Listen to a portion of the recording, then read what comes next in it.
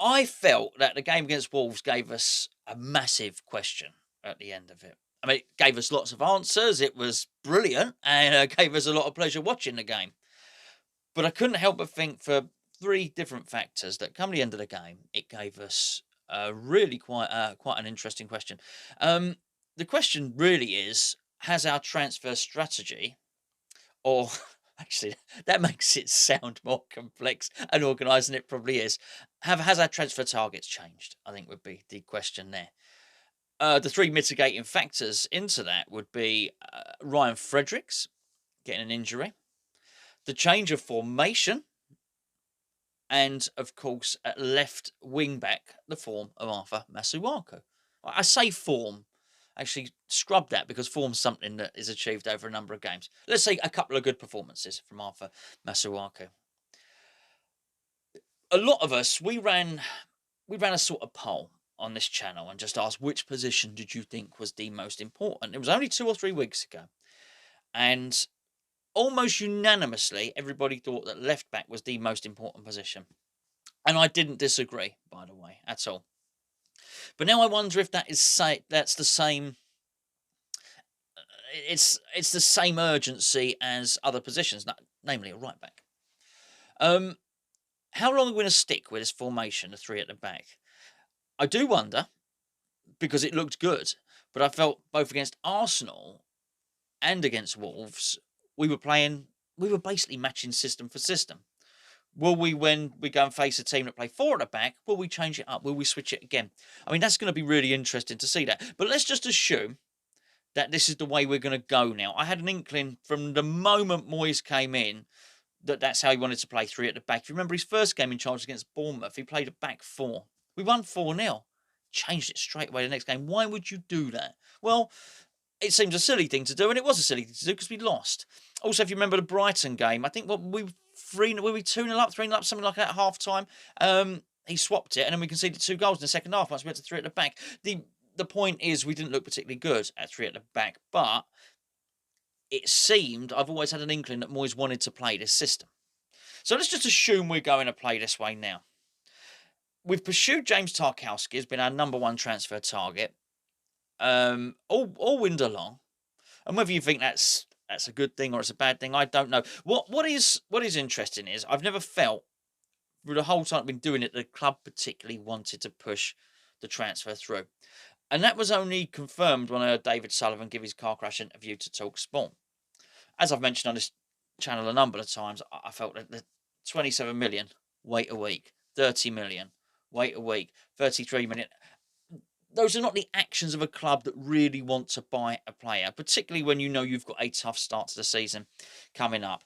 I felt it was more of a box ticking exercise. So Sullivan could turn around and say, yep, tick, Dave, tried, but we couldn't get him. Sorry, on to the next target. What do you think of this nice, tricky little winger from South America?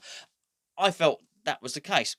I had it confirmed to me, as I was saying. I say confirmed, it wasn't confirmed, but my suspicions were rubber stamped, if you like, when he did that interview with TalkSport I just referred to as a car crash.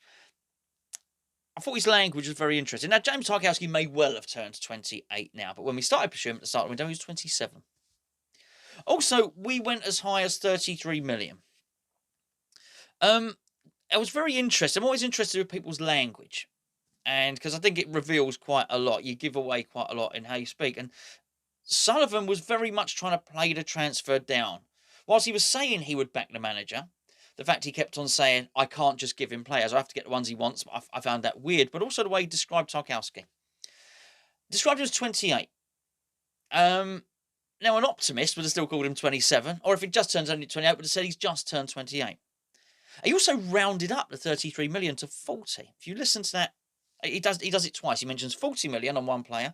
Then he mentions about spending somebody that has 400 million could then spend 10%, which is 40 million, on a player.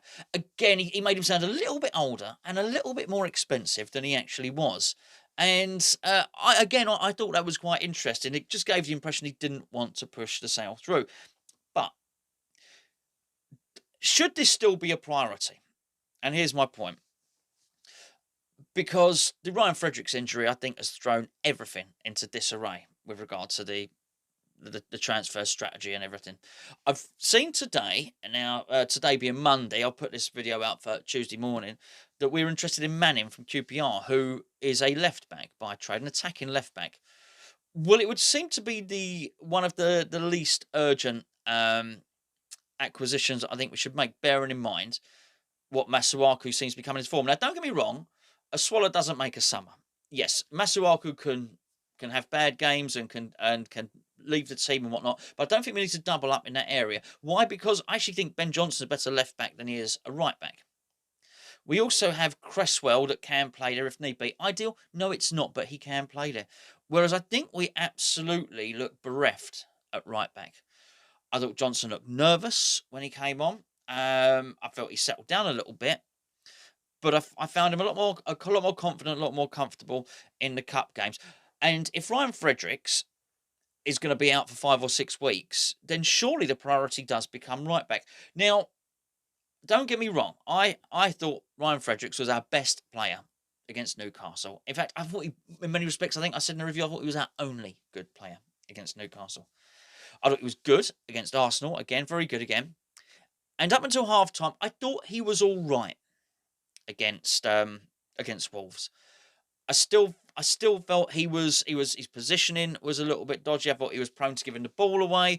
I think sometimes he just looks confused on the football pitch, but his pace was so important to us in that game. And despite him, I thought he was having an average game, is my point. But yet when he went off, I was really nervous for Johnson to come on, and I felt Johnson was nervous. And I felt that at that point, Bowen really had to step up. And Bowen had a fantastic game, of course, because he scored the 2 goals. But also I felt the way that he very much identified that Johnson was going to need help and got back and kept on helping him, I thought was really, really good. But we can't rely on that. So I think right back is a massive priority. Now, I'm not saying we don't buy a centre-half, by the way. But if we do have 40 million, and I bloody hope we have got 40 million, bearing in mind the way that Sullivan was talking it up. If we've got 40 million, then I don't see the point of going and bidding 30-odd million for a central defender.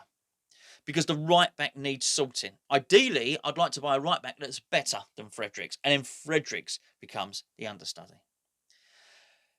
And I want to do it quickly. And yes, I'm very aware that earlier on, sorry, well, it wasn't this week, was it last week? I did the video about Harrison Ashby. He looks a really good player. But you can't be guaranteed that he's going to thrive or do well in the Premier League. I think it's a gamble to try and think, well, hold on, Fredericks is out. We'll try and get by for the next 5-6 weeks, however long the hamstring injury takes to heal, with just Johnson and Ashby there. I think it's a hell of a risk. So for that reason, I would scupper this Manning deal, if there is one. It might just be paper talk, you don't know. I wouldn't spend 30, 40 million on a centre-half at all. I also think there's another component of this, and that is Fabien Balbuena. Now, when Fabien Balbuena first came in under Pellegrini, I thought he was absolutely excellent. We thought, wow, 4 or 5 million, what a bargain. He looked like a £20 million defender. Ironically, exactly the sort of thing we're looking for now. It's sort of chopped and changed. For a while, it's Balbuena and Diop, wasn't it? It was Ogbonna that was out of the team. So Ogbonna gets back into the team, and then it's very much a case of Ogbonna and one other. Balbuena had a stinker in the cup game. Was it against West Brom last season? It was the worst passing I've ever seen from any West Ham player in my life. I think he attempted something like 9 passes and 7 occasions it went to the opposition or something like that. It was horrendous. But a bad game's a bad game. And he certainly didn't become a bad player. But I think it had probably scarred David Moyes enough to think, hold on, I can't trust this guy. I can't rely on this guy. So he was jettisoned from the team, and I felt he wasn't really trusted.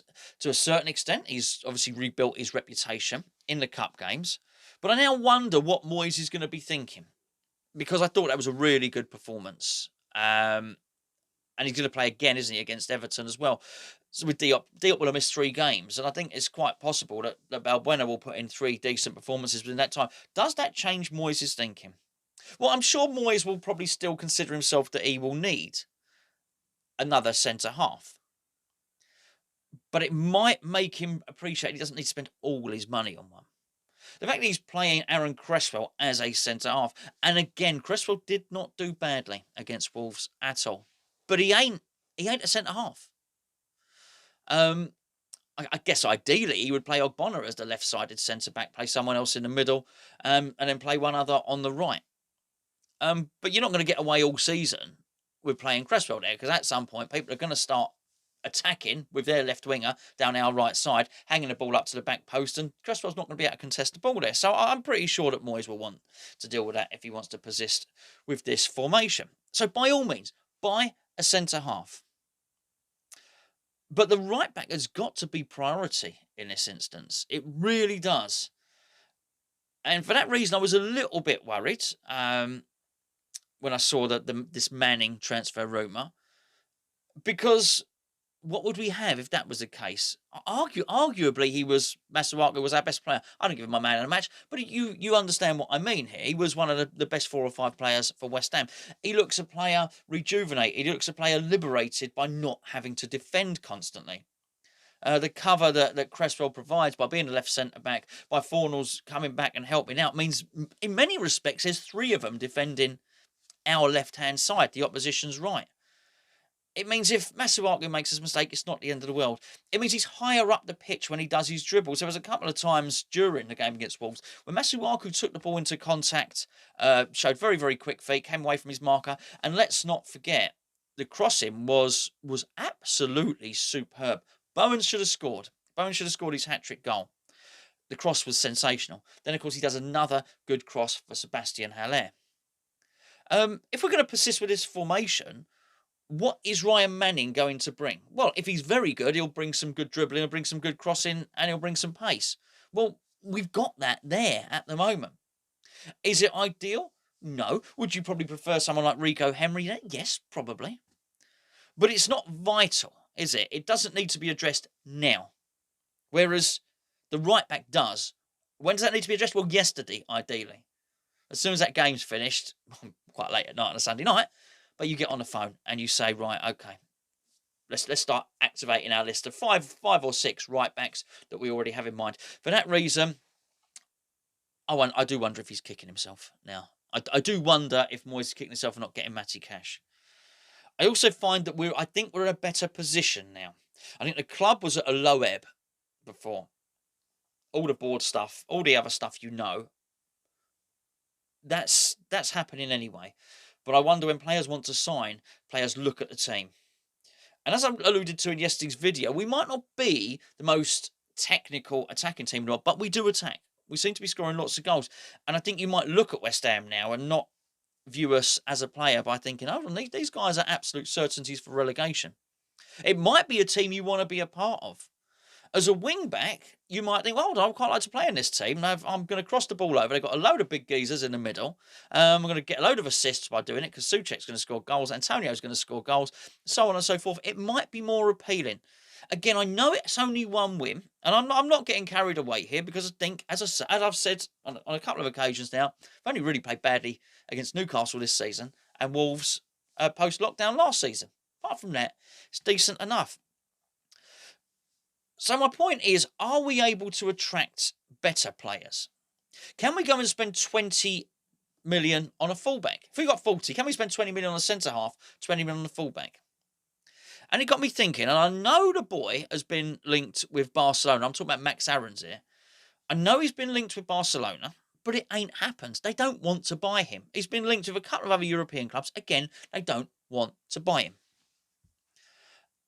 When we faced Norwich a couple of times last season, it was very much the consensus amongst a lot of people that Jamal Lewis was the better fullback out of the two.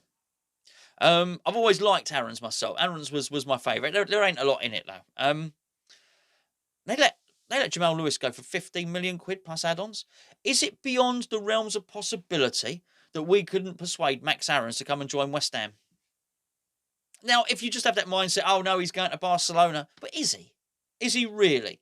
What if Barcelona don't sign him? They don't seem to want to pay for him. They want him on loan to have a look at him. Well, Norwich don't want to do that. And rightly so. I mean, let's be fair. They've got no gates receipts this year. They've got a little bit of parachute money, but nothing like they had last season in the Premier League. Are they going to be able to turn down another 20 million? I'm not so sure. Now, I don't know if that's just a player off the top of my head. I'm pretty sure there are other right backs, but bearing in mind how much we knew that he wanted Matty Cash, and Matty Cash cost 15 million. Jamal Lewis cost 15 million.